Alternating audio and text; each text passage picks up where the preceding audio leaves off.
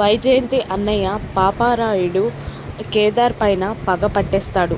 కేదార్ ఉన్న ఇంటికి చాటుగా వస్తాడు. ఇంటి ముందు కారు ఆపి బయట వరండాలో ఫోన్ మాట్లాడుతున్న కేదార్ని చూసి, అరే కేదారు, నీకెంత ధైర్యంరా, మా బావోళ్ళ ఇంటికే వచ్చి పరువు తీస్తావా?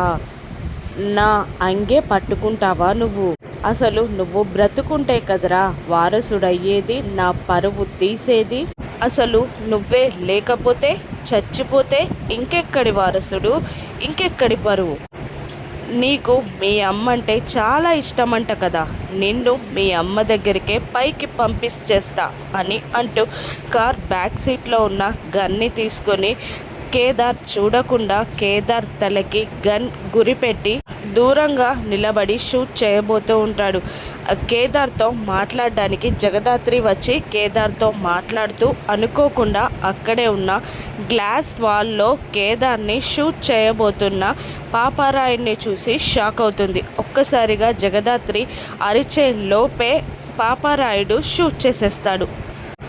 గన్ లో నుండి బుల్లెట్ ఫైర్ అవుతుంది.